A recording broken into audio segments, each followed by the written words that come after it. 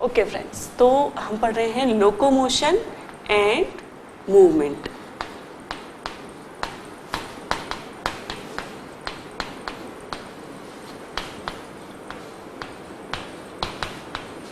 Okay, तो locomotion and movement में हमने पढ़ा था मसल्स के बारे में। मसल्स और बाकी जो हमारे ऑर्गेनिजम्स होते हैं, एनिमल्स होते हैं, उनमें कैसे लोकोमोशन एंड मूवमेंट होता है वो हमने पढ़ा था। ठीक है, वर्टिब्रेट्स में जो है मसल्स मिलती हैं और मसल्स के द्वारा ही हमने देखा था कि लोकोमोशन एंड मूवमेंट होता है। ठीक है, तो मसल्स में हमने पढ़ा मसल्स का जो है स्ट्रक्चर कैसा होता है, उसकी क्वालिटीज़ क्या क्या होती हैं। ठीक है, तो ये हमने पढ़ा। आज हम पढ़ेंगे कि उस मसल्स में, ठीक है, कॉन्ट्रैक्शन कैसे होता है। ठीक है, और किस प्रकार हम फर्दर पढ़ेंगे कि स्केलेटल सिस्टम और मसल्स जो है साथ में हमें मूवमेंट कराती है। ठीक है, तो ये जो है हम पढ़ने वाले हैं। आज हम पढ़ेंगे मसल कॉन्ट्रैक्शन। ठीक है, उसमें हम जो टर्मिनोलॉजीज हैं वो पहले समझते जाएंगे और फाइनली हम देखेंगे कि मसल्स में कॉन्ट्रैक्शन कैसे होता है। ठीक है, तो हम पढ़ रहे हैं मसल कॉन्ट्रैक्शन। ठीक, और मसल कॉन्ट्रैक्शन में जो है मैंने आपको जैसा बताया कि हम टर्मिनोलॉजी देखेंगे कि कैसे मसल कॉन्ट्रैक्शन होता है। तो सबसे पहले मसल कॉन्ट्रैक्शन को समझने के लिए हमें समझना जरूरी है मोटर यूनिट। ठीक है, तो मोटर यूनिट क्या होता है ये हम देखेंगे। ठीक है, तो जो हमारी मसल्स हैं वो कैसे कॉन्ट्रैक्ट हो पाती हैं कि जो हमारी मसल्स होती हैं बॉडी में उन्हें नर्व्स से सप्लाई होती है। ठीक है, तो नर्व्स जो है किसका पार्ट होती है, सेंट्रल नर्वस सिस्टम और पेरिफेरल नर्वस सिस्टम का पार्ट होती है नर्व्स। और ये नर्व्स जो है क्या करती हैं, जो मोटर नर्व्स होती है, मोटर नर्व्स उन्हें कहा जाता है जो कि हमें मूवमेंट में हेल्प करती है। ठीक है, तो उन्हें कहा जाता है मोटर नर्व्स। ठीक है, सेंसरी नर्व्स भी होती है। आगे जाके हम जब सेंट्रल नर्वस सिस्टम जब हम पढ़ेंगे तब हम देखेंगे उसमें कि नर्व्स कौन कौन सी होती हैं। तो जो मोटर नर्व्स होती हैं उनका क्या काम होता है कि वो हमें मूवमेंट में हेल्प करती हैं।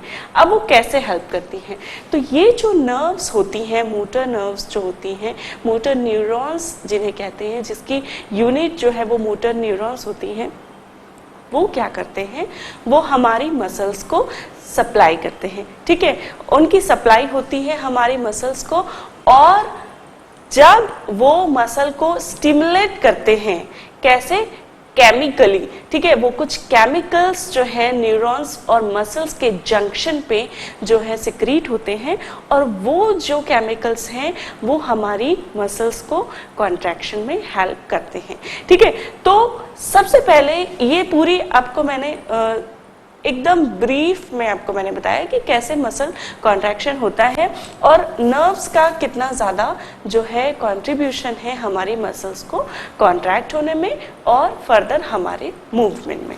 ठीक, तो मसल कॉन्ट्रैक्शन के लिए सबसे पहली जो टर्मिनोलॉजी वो मैंने बताई आपको, मोटर यूनिट। तो अब ये मोटर यूनिट क्या होती है, जो हमारे मसल्स फाइबर्स रहते हैं।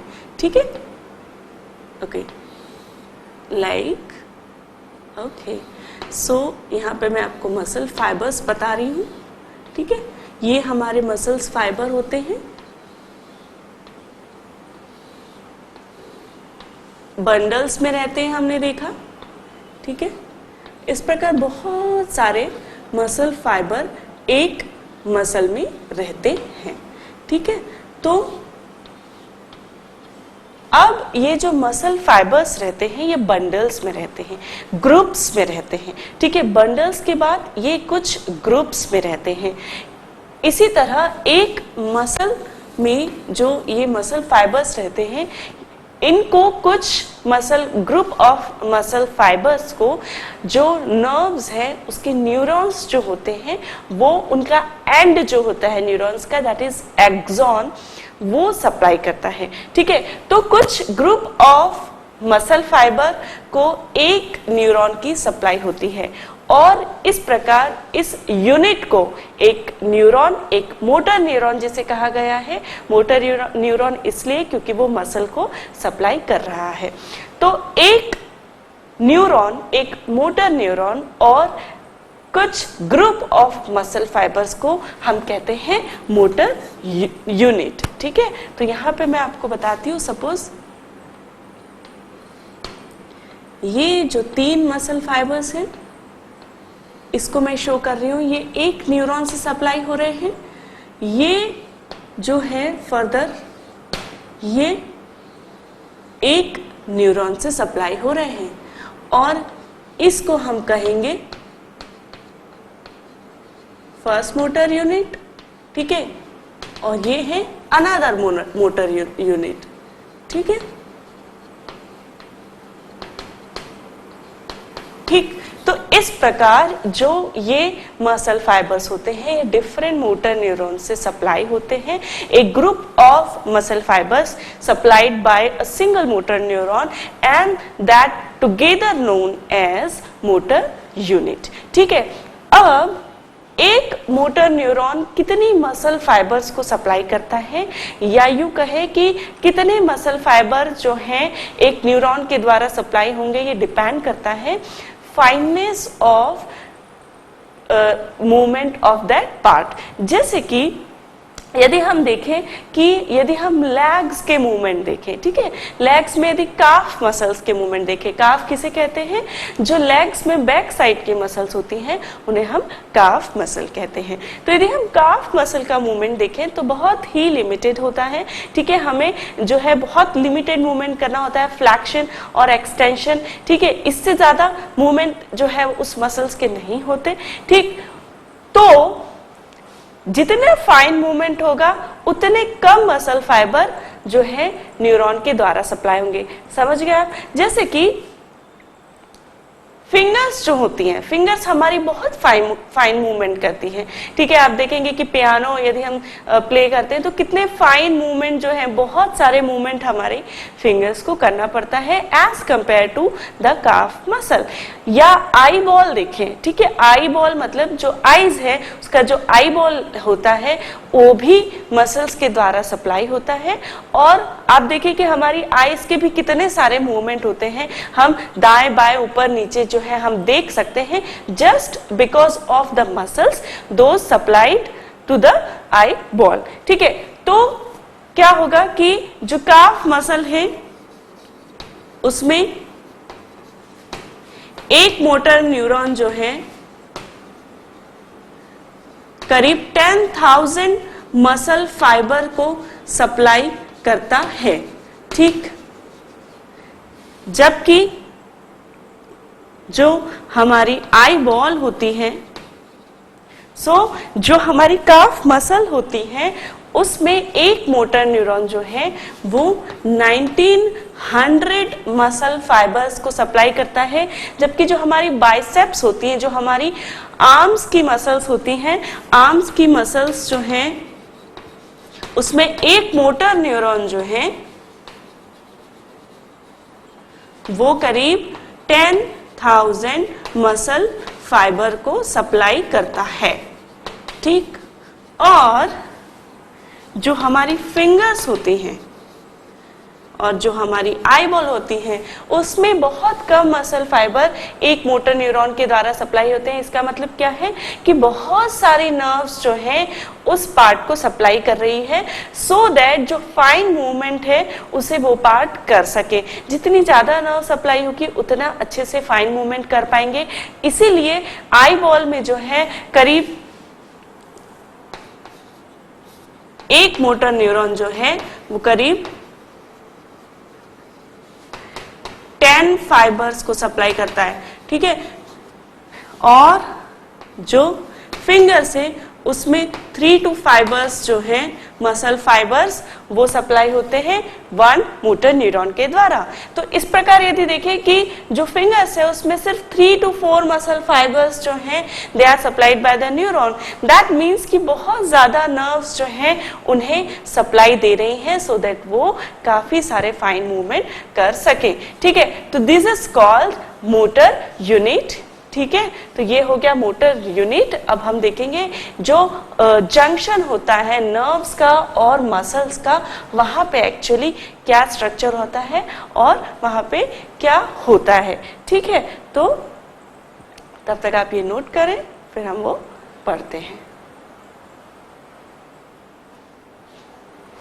ओके फ्रेंड्स, तो हमने देखा मोटर यूनिट जो है, मोटर यूनिट किसे कहते हैं और उसमें जो है क्या क्या उसकी स्पेशलिटीज होती हैं। ठीक है, अब हम मोटर यूनिट में जो है इनर्वेशन ऑफ स्केलेटल मसल्स देखेंगे कि जो मसल्स होती हैं वहाँ पे जो इनर्वेशन होता है उसमें एकदम कांटेक्ट में जो है वो क्या स्ट्रक्चर होता है, तो इसे कहा गया है न्यूरोमस्कुलर जंक्शन।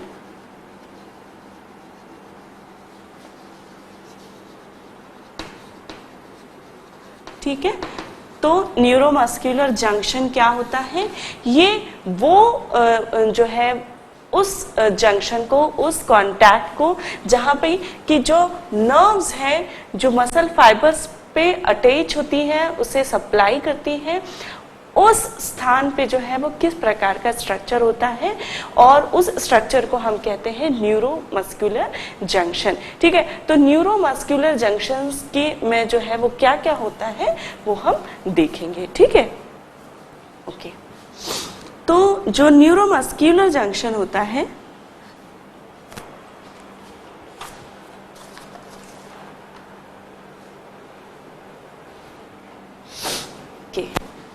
तो जो न्यूरॉन्स होते हैं, मोटर न्यूरॉन्स जो होते हैं, ठीक है, वो क्या करते हैं, जिस स्थान पे वो मसल्स को सप्लाई करते हैं उस स्थान पे उसके जो एक्सॉन है वो वाइड हो जाते हैं। ठीक है, वाइडन हो जाते हैं। ठीक है, ये है माइलिन शीथ। ठीक है, जब नर्व्स का हम स्ट्रक्चर पढ़ते हैं तो नर्व्स के जो एक्सॉन्स होते हैं उन पे जो है एक शीथ मिलती है, जैसे कि वो प्रोटेक्टिव शीथ होती है, उसे कहते हैं माइलिन शीथ।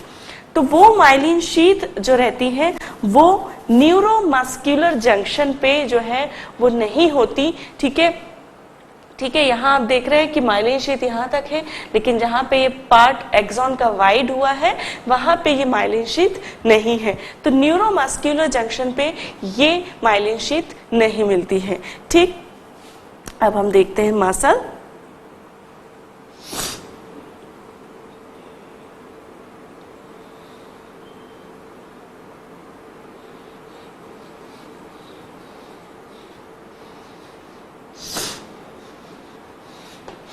ये है सार्कोलेमा।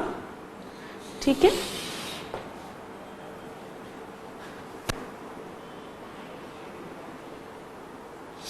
यहाँ पे जो है क्या मिल रहे हैं,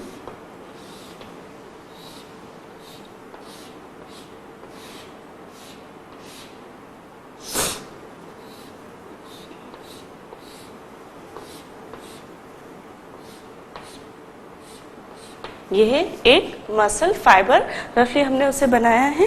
ठीक है,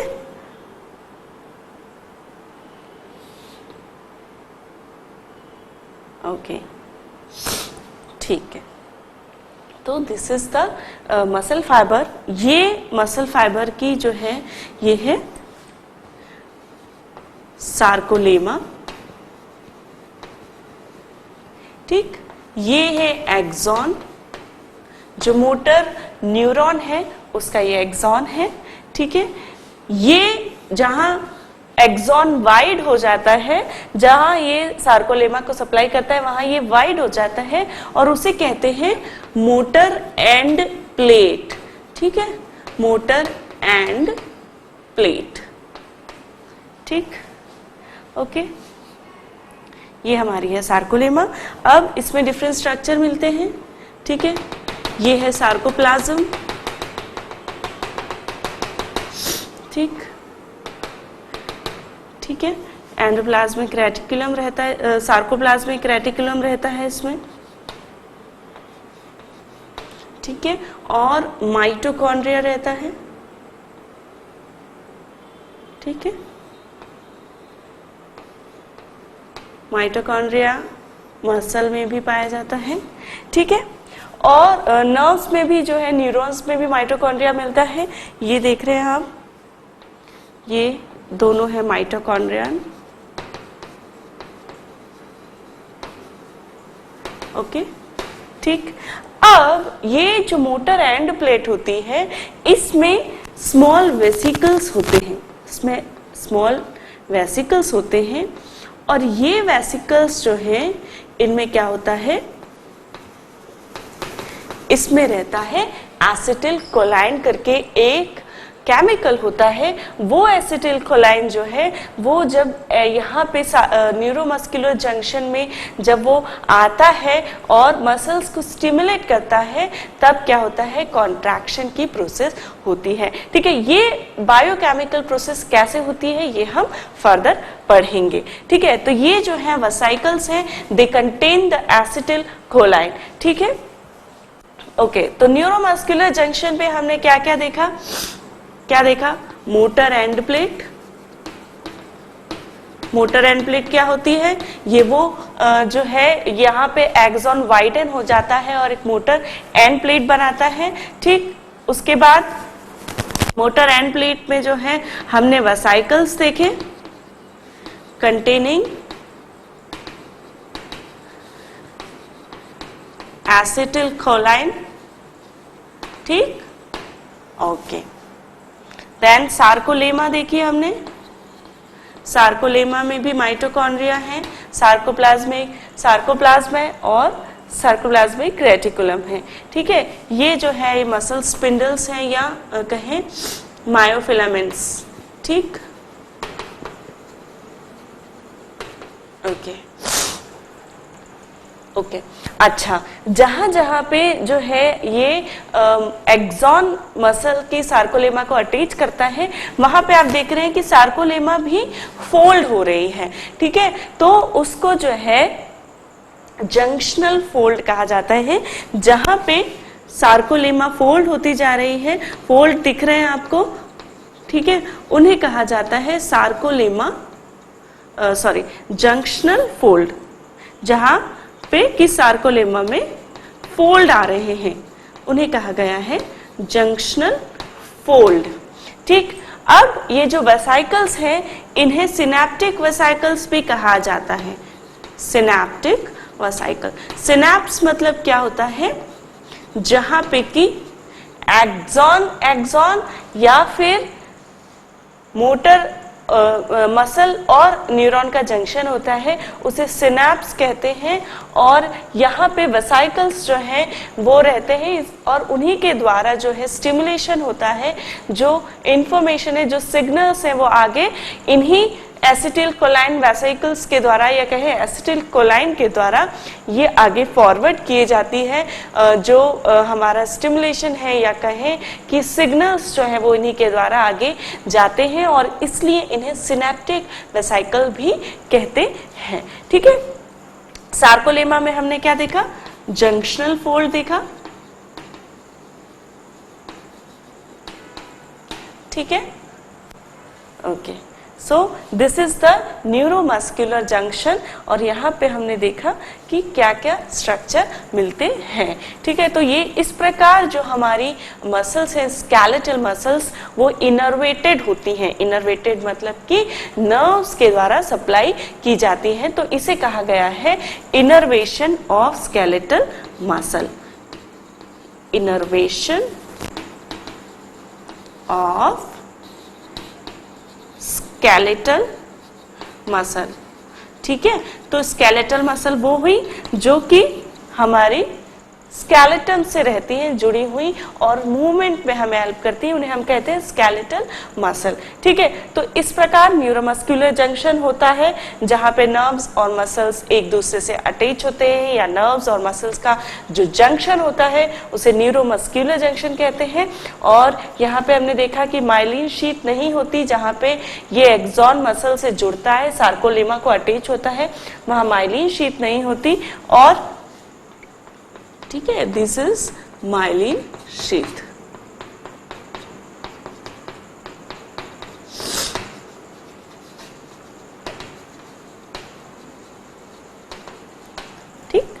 तो दिस इज द जंक्शन, और ये जंक्शन बहुत ही इंपॉर्टेंट है क्योंकि इनके द्वारा ही नर्व्स जो है मसल्स को सिग्नल देती हैं कॉन्ट्रैक्शन के लिए, और फिर हमारी मसल कॉन्ट्रैक्ट होती है और इस प्रकार हम मूवमेंट कर पाते हैं। ठीक है, तो ये हो गया हमारा न्यूरोमस्कुलर जंक्शन। ठीक, तो ये हम मसल कॉन्ट्रैक्शन में जो है ये हम टर्मिनोलॉजी पढ़ रहे हैं कि स्मॉल यूनिट पढ़ी हमने, मसल मोटर यूनिट, उसके बाद हमने देखा न्यूरोमस्कुलर जंक्शन क्या होता है। अब हम देखेंगे ऑल और नन प्रिंसिपल जो है मसल जिसको फॉलो करती है वो क्या होता है। ठीक है, तो तब तक आप यू कैन नोट दिस।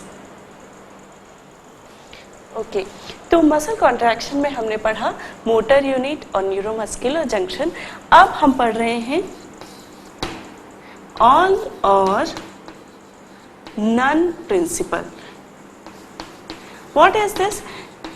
जो मोटर यूनिट होती हैं हमारी वो एक प्रिंसिपल पे काम करती हैं जिसे कहते हैं ऑल और नन प्रिंसिपल। तो ये क्या होता है कि जैसे कि हमने यहाँ देखा कि न्यूरोमस्कुलर जंक्शन पे मैंने आपको बताया कि जो न्यूरॉन्स होते हैं जब वो स्टिमुलेट करते हैं मसल को तो वो कॉन्ट्रैक्ट होती हैं। ठीक है, तो ऑल और नन प्रिंसिपल क्या कहता है कि the minimum possible stimulus causes the complete contraction of that motor unit।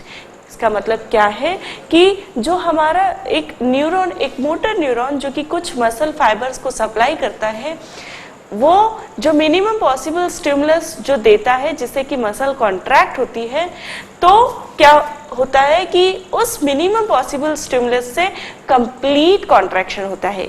इसका मतलब क्या है कि यदि ज्यादा स्टिमुलस मिलेगा तो इसका मतलब ये नहीं है कि ज्यादा कॉन्ट्रैक्शन होगा। ठीक है, तो ऑल और नन प्रिंसिपल का मतलब है कि या तो कंप्लीट कॉन्ट्रैक्शन होगा या फिर कॉन्ट्रैक्शन नहीं होगा, तो उसे कहते हैं all or none principal. That means कि जो मिनिमम स्टिमुलेशन है जो कि कॉन्ट्रैक्शन करता है वो कंप्लीट कॉन्ट्रैक्शन करेगा या फिर वो कॉन्ट्रैक्शन नहीं करेगा।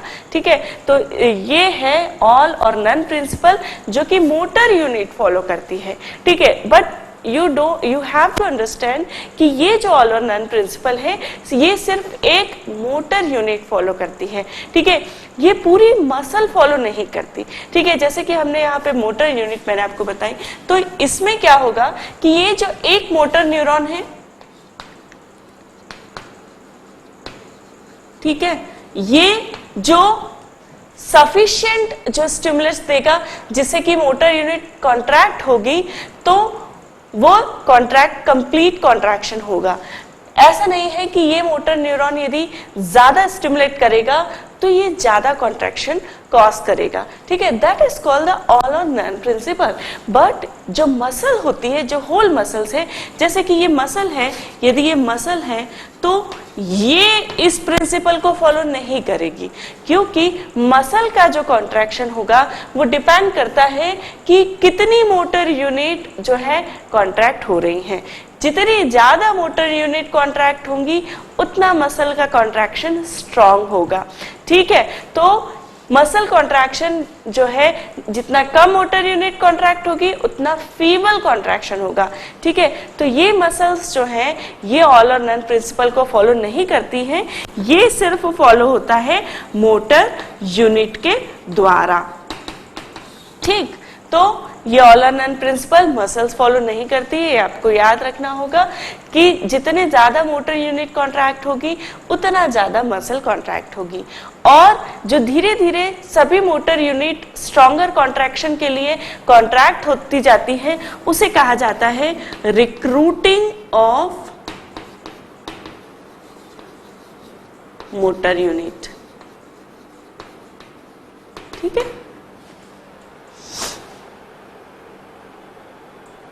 ठीक है, no it is called recruiting of motor neuron, कि जो मोटर न्यूरॉन है वो ज्यादा से ज्यादा मोटर यूनिट्स को, जो ज्यादा से ज्यादा मसल फाइबर्स को कॉन्ट्रैक्ट कर रहे हैं, so that stronger muscle contraction हो पाए, उसे हम कहते हैं रिक्रूटिंग ऑफ मोटर न्यूरॉन।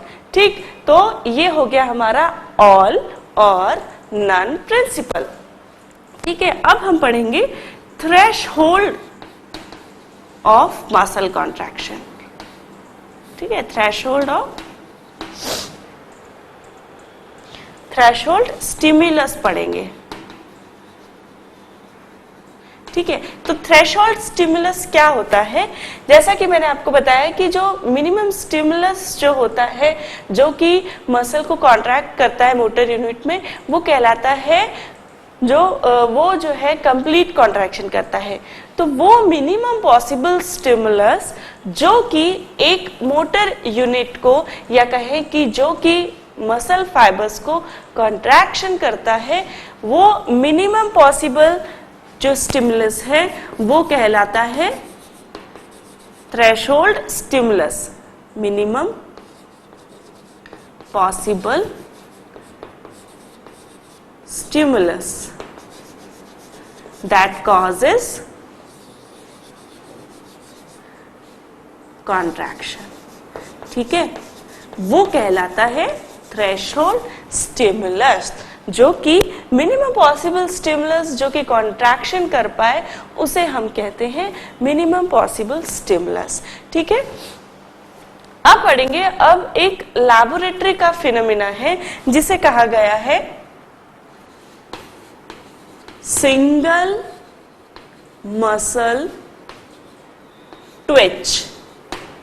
ठीक, ट्विच मतलब कि अचानक से मसल का जो है कॉन्ट्रैक्ट होना और फिर रिलैक्स हो जाना।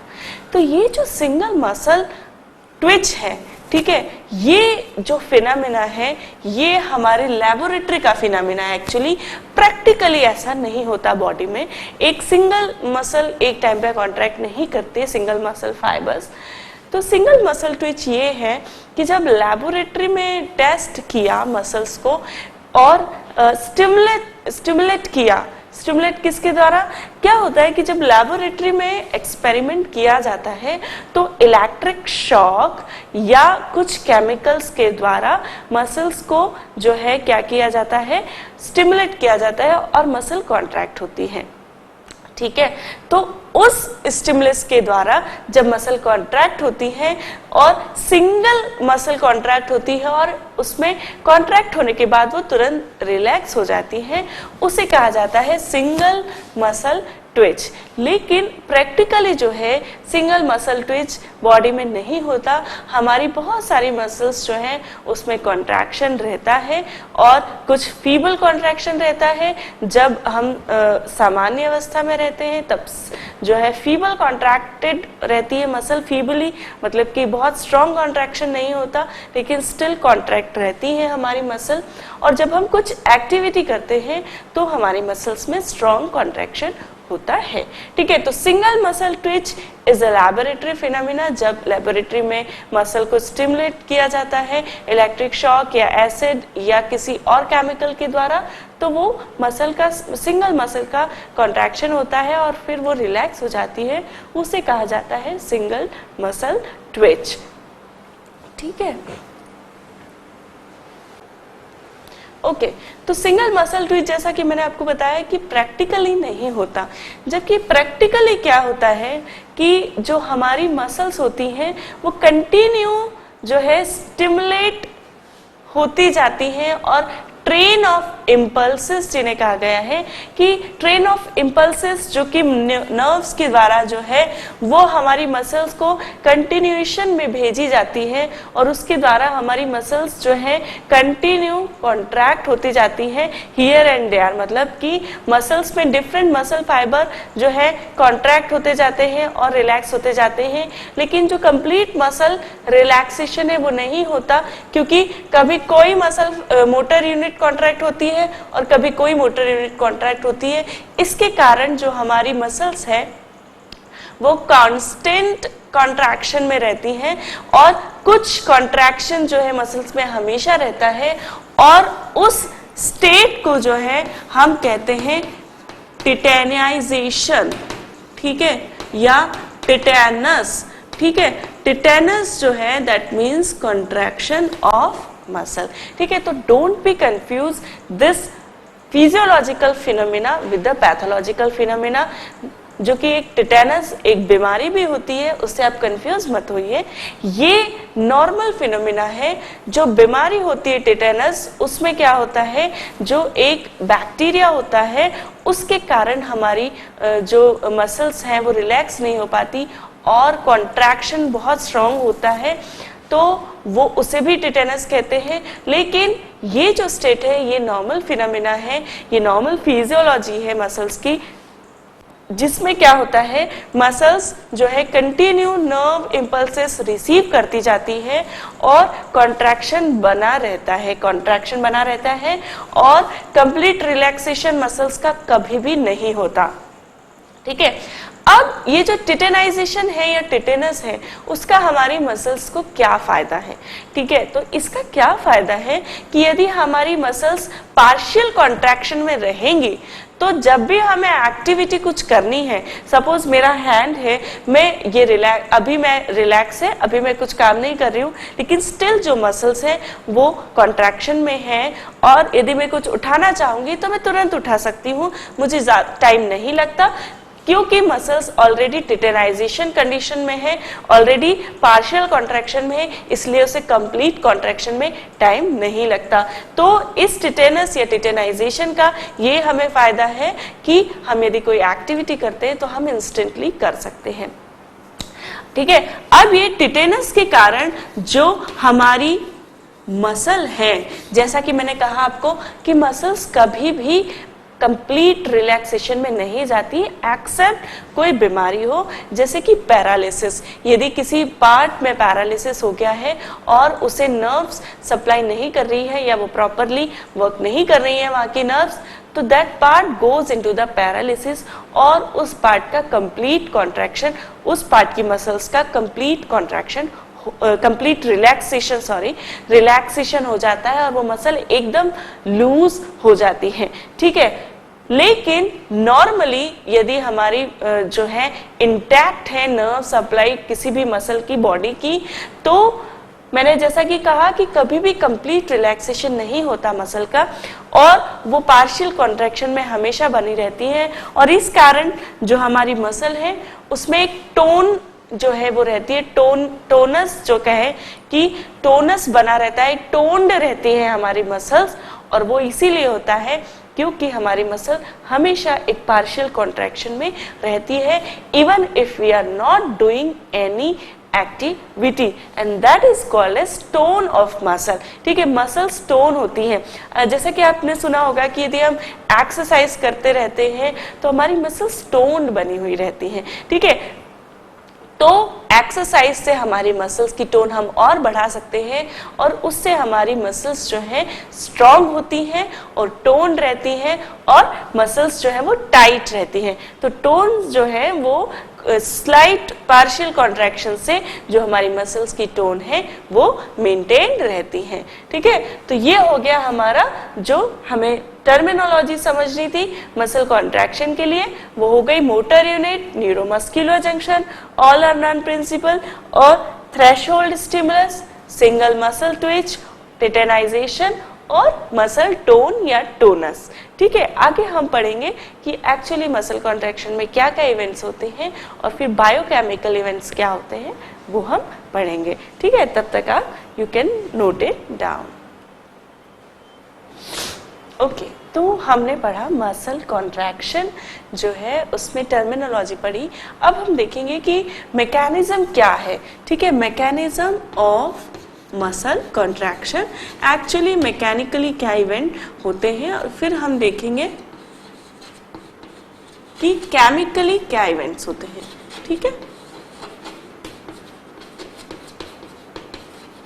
ठीक, तो मैकेनिज्म ऑफ मसल कॉन्ट्रैक्शन। अब जो मसल कॉन्ट्रैक्शन है उसका मेन इवेंट क्या होता है, तो मसल कॉन्ट्रैक्शन जो है वो कैसे होता है वो हम देखेंगे। ठीक है, ये मैं आपको बता रही हूँ रिलैक्स्ड मसल और फिर मैं आपको बताऊंगी कि कॉन्ट्रैक्टेड मसल कैसी होगी। ठीक है,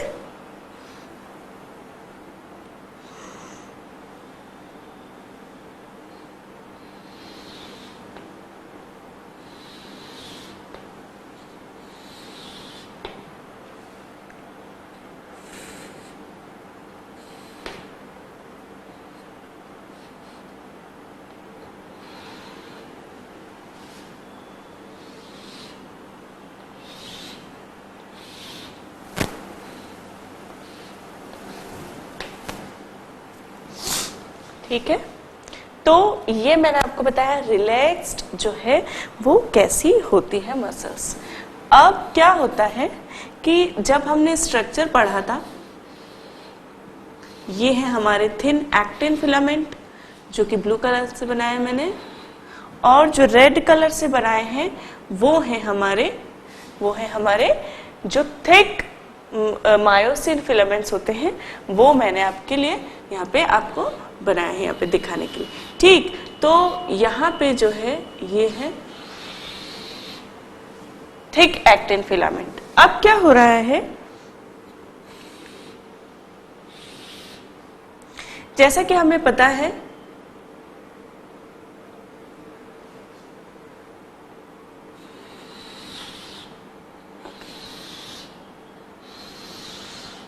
ठीक है,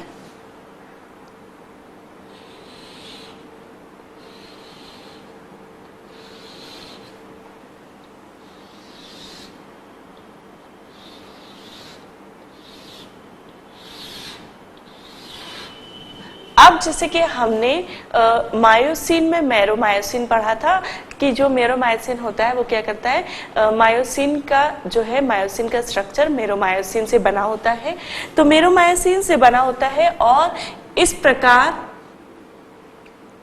जो है उसके हेड्स होते हैं जो कि रहते हैं। ठीक है,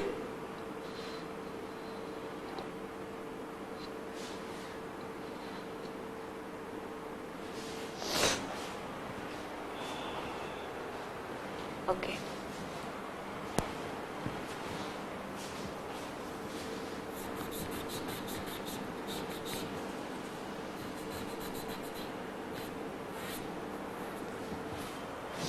ठीक है, तो जब रिलैक्स कंडीशन होती है उससे कॉन्ट्रैक्शन कैसे होता है, तो जब कॉन्ट्रैक्शन होता है तो ये जो हेड है ये थिन फिलामेंट से जुड़ जाते हैं। ठीक है, लाइक दिस,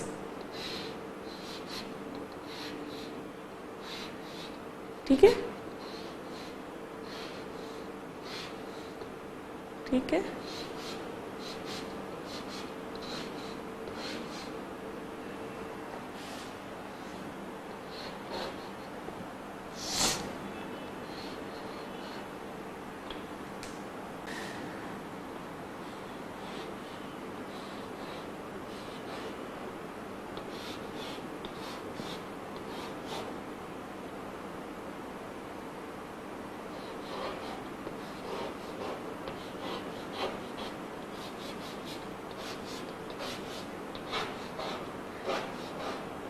ठीक है, तो ये जो है ये रिलैक्स्ड स्टेट में मैंने आपको बताया कि जब कि जो थिन फिलामेंट है वो बीच में नहीं आए हैं।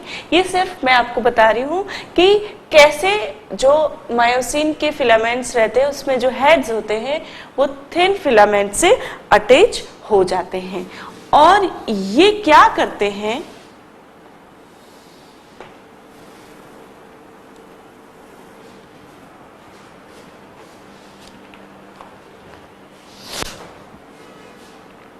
ये क्या करते हैं कि जो थिन फिलामेंट्स हैं उन्हें स्लाइड करके और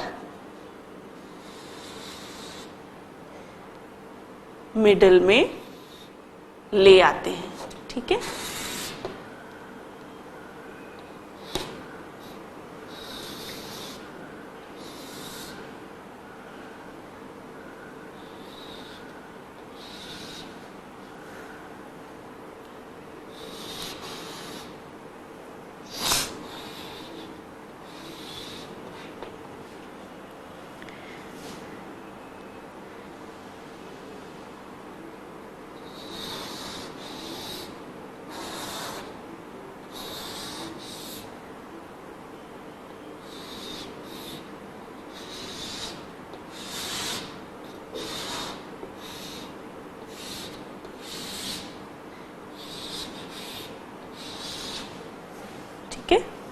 और आप देख रहे हैं कि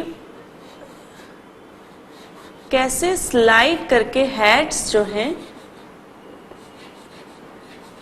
उसे मिडिल में ले आए हैं। ठीक है,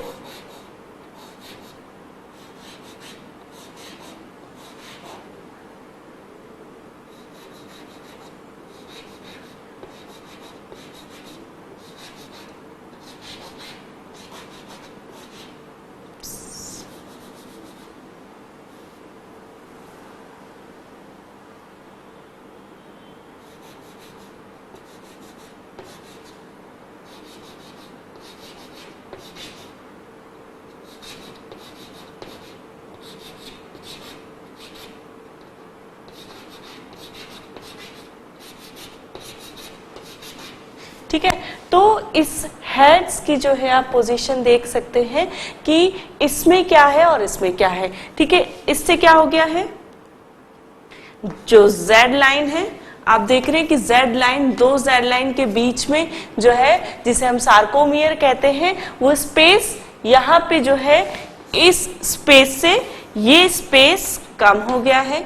ठीक, जो H जोन होता था, जो H जोन यह वो भी शॉर्टन हो गया है, नैरो हो गया है।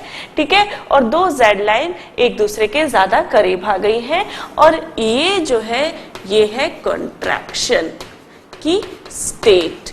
ठीक, तो आप देख सकते हैं क्या होता है कि मैकेनिज्म क्या होती है, मेन इवेंट क्या होता है कॉन्ट्रैक्शन का। जो मायोसिन का हेड होता है वो थिन एक्टिन फिलामेंट से,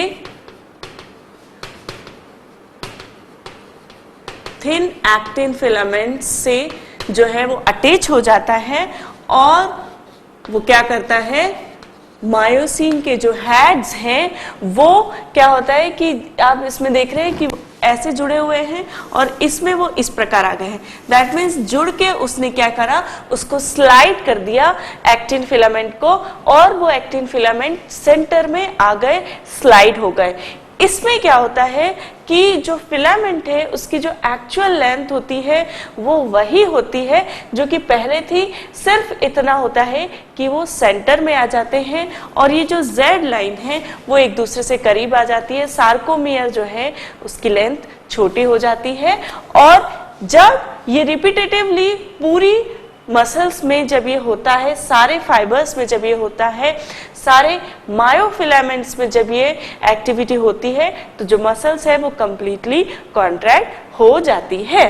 ठीक है, तो यहाँ पे आप देख रहे हैं कि H जोन जो है वो भी नैरो हो गया है, Z लाइन जो है वो भी शॉर्टन हो गई है और जो फिलामेंट्स है, थिन फिलामेंट्स, वो एक दूसरे के ज्यादा करीब यहाँ पे आ गए हैं। यहाँ देखिए यहाँ गैप ज्यादा है लेकिन यहाँ नहीं है। और इस प्रकार ये जो मैकेनिज्म है मसल कॉन्ट्रैक्शन की वो जो है वो कहलाती है स्लाइडिंग थ्योरी। ठीक है, तो जो पहले जब मसल कॉन्ट्रैक्शन के बारे में रिसर्च होती थी तब ये कंफ्यूजन था कि जो मसल है उसके फाइबर्स एक्चुअली श्रिंक होते हैं। ठीक है, श्रिंक होते हैं और श्रिंक होके शॉर्ट होते हैं और जिसके कारण मसल कॉन्ट्रैक्शन होता है, या फिर ये जो थ्योरी थी ये सही है। तो बाद में बहुत रिसर्च के बाद जो है ये पता चला कि, और एक साइंटिस्ट जो है उनका नाम है